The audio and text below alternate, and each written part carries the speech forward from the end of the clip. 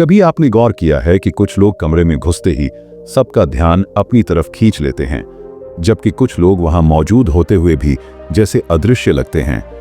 यह सिर्फ उनके कपड़ों या सुंदरता की वजह से नहीं होता, बल्कि उनके भीतर की एक चीज उन्हें अलग बनाती है, और वह है उनकी खुद की नजर में अपनी कीमत, यानी सेल्फ वर्थ।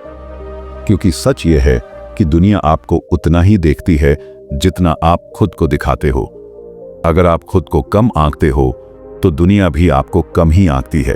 अगर आप खुद को कमजोर मानते हो तो लोग भी आपको कमजोर समझेंगे, और अगर आप अपनी एक मजबूत छवि रखते हो तो लोग भी आपको उसी नजर से देखेंगे।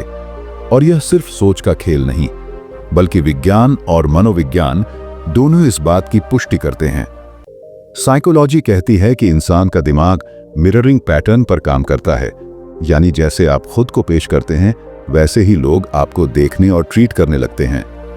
हार्वर्ड यूनिवर्सिटी की एक स्टडी में पाया गया कि जब लोग खुद को कॉन्फिडेंट मानते हैं और वैसा व्यवहार करते हैं तो दूसरों की नज़र में उनकी क्षमता 60% तक ज्यादा आंकी जाती है, जबकि स्किल लेवल समान हो।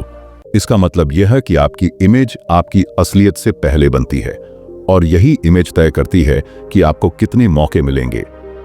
अब सवाल यह है कि यह सेल्फ वर्थ बनती कैसे है और कैसे इसे मजबूत किया जा सकता है। यह समझने से पहले एक बात साफ कर लो कि सेल्फ वर्थ और अहंकार में फर्क है।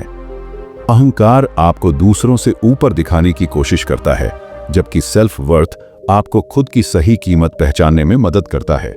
अहंकार दिखावटी है और अंदर से खोखला होता है, लेकिन सेल्फ वर्थ अंदर से पैदा होती है और बाहर झलकती है।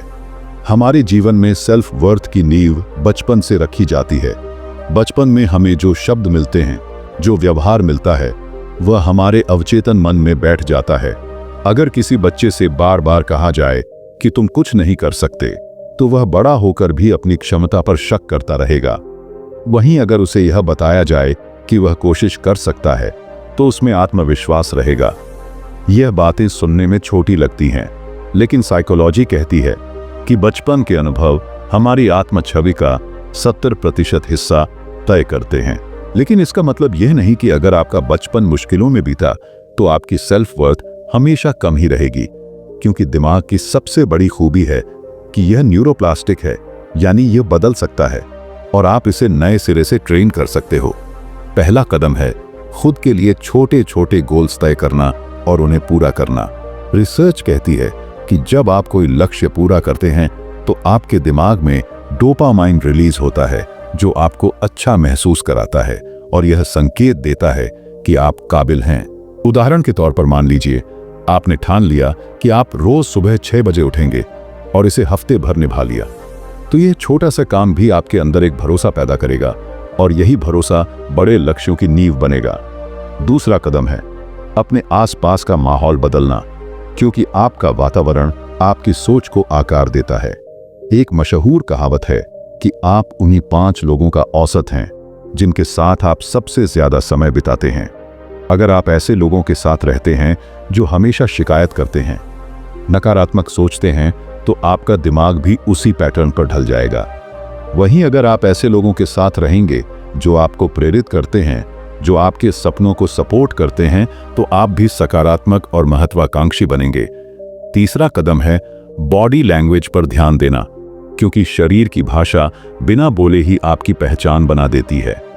स्टैनफोर्ड यूनिवर्सिटी की एक रिसर्च कहती है कि अगर आप सिर्फ 2 मिनट तक पावर पोज यानी सीधा खड़े होकर कंधे पीछे करके गहरी सांस लेते हैं, तो आपके टेस्टोस्टेरॉन लेवल में बढ़ोतरी होती है और कोर्टिसोल यानी स्ट्रेस हार्मोन में कमी आती है, जिससे आप अधिक आत्मविश्वासी महसूस करते हैं और सामने वाला आपको ज्यादा गंभीरता से लेता है। चौथा कदम है अपने अंदर की बातचीत यानी सेल्फ टॉक को पॉजिटिव बनाना। ये वो बातें हैं जो आप दिन भर खुद से करते हो। अगर आप बार बार खुद से कहते हो कि मैं बेकार हूं, मैं कुछ नहीं कर सकता, तो आपका दिमाग इसे सच मानने लगेगा। लेकिन अगर आप खुद से कहते हो कि मैं काबिल हूं, मैं सीख सकता हूं, मैं आगे बढ़ सकता हूं, तो आपका दिमाग और व्यवहार दोनों उसी हिसाब से बदल जाएंगे। यह आसान नहीं है, क्योंकि हमारा दिमाग पुरानी सोच को छोड़ना पसंद नहीं करता। लेकिन जब आप लगातार नई बातें खुद से कहते हो, तो धीरे धीरे वही आपकी पहचान बन जाती है। 5वां कदम है सीमाएं तय करना, यानी अपनी ऊर्जा और समय की सुरक्षा करना। अगर आप हर किसी को खुश करने के लिए अपनी जरूरतों और सपनों को नजरअंदाज कर रहे हो, तो आप अपनी सेल्फ वर्थ को कमजोर कर रहे हो। शुरुआत में ना कहना मुश्किल लगता है, क्योंकि हम सोचते हैं कि लोग हमें गलत समझेंगे, लेकिन सच ये है कि जब आप अपनी सीमाएं तय करते हो तो लोग आपको ज्यादा सम्मान देने लगते हैं। 6वां कदम है खुद को लगातार नई स्किल्स से लैस करना, क्योंकि दुनिया में आपकी कीमत सिर्फ आपके आत्मविश्वास से नहीं, बल्कि आपके असली काम और योगदान से भी तय होती है। यह स्किल्स किसी भी फील्ड की हो सकती हैं, जैसे communication, public speaking, digital marketing, कोई टेक्निकल स्किल या क्रिएटिव आर्ट। जब आप नई स्किल सीखते हो तो आपकी वैल्यू अपने आप बढ़ जाती है। 7वां कदम है अपनी उपलब्धियों को पहचानना और उन्हें सेलिब्रेट करना। बहुत से लोग छोटी छोटी सफलताओं को नजरअंदाज कर देते हैं और सोचते हैं कि इसमें क्या खास है, लेकिन साइकोलॉजी कहती है कि जब आप अपनी उपलब्धियों को नोटिस करते हो तो आपका दिमाग और अधिक सफलता के लिए प्रेरित होता है। 8वां कदम है दूसरों से तुलना बंद करना, क्योंकि तुलना हमेशा आपको या तो घमंडी बनाएगी या हीन भावना में डालेगी।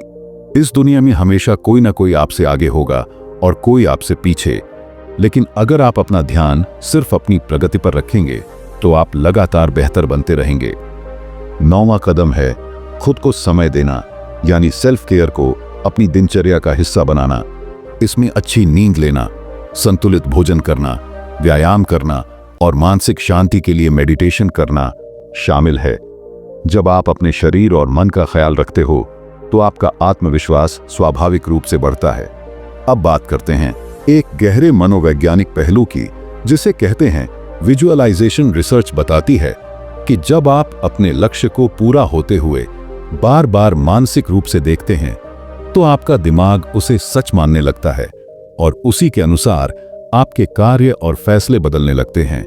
जैसे अगर आप खुद को एक आत्मविश्वासी वक्ता के रूप में देखते हैं तो आपका दिमाग उस भूमिका के हिसाब से तैयार होने लगता है। इसी तरह आप अपने भीतर की छवि को डिजाइन कर सकते हैं और दुनिया उसे पहचानने लगती है। एक और जरूरी बात है कि असफलता से डरना छोड़ दें, क्योंकि असफलता आपके मूल्य को कम नहीं करती बल्कि सही दिशा में ले जाती है। थॉमस एडिसन ने बल्ब बनाने से पहले 1000 बार असफलता का सामना किया, लेकिन उन्होंने कहा कि मैंने 1000 तरीके खोज लिए जो काम नहीं करते। असफलता को ऐसे देखना आपकी सेल्फ वर्थ को अडिग बना देता है। अब एक छोटी सी कहानी सोचिए। एक गांव में 2 लड़के रहते थे। एक हमेशा लोगों के सामने हंसता मुस्कुराता, लेकिन हर बार दूसरों के हिसाब से खुद को बदलता, और दूसरा शांत रहता लेकिन अपने सिद्धांतों पर अडिग था। समय के साथ पहला लड़का थक गया, क्योंकि वह हर किसी को खुश करने में खुद को खो चुका था, जबकि दूसरा अपने रास्ते पर आगे बढ़ा और लोग उसके पास राय लेने आने लगे, क्योंकि उसने खुद की कीमत खुद तय की थी और वही कीमत दुनिया ने भी मानी। यही फर्क है खुद को दिखाने और दूसरों के हिसाब से जीने में। अंत में याद रखो कि सेल्फ वर्थ कोई एक दिन का जादू नहीं है, ये रोजाना छोटे छोटे कदमों से बनती है। अपने लिए खड़े हो, अपनी सीमाएं तय करो, अपनी उपलब्धियों को मानो, नई स्किल्स सीखो, खुद का ख्याल रखो और सबसे जरूरी अपने बारे में वही कहानी कहो जो आप सच करना चाहते हो, क्योंकि जब आप खुद को ऊंचा देखते हो तो दुनिया भी आपको उसी ऊंचाई पर देखती है। तो आज से यह ठान लो कि आप अपनी कीमत पहचानोगे और खुद को उसी स्तर पर रखोगे जिसके आप हकदार हो।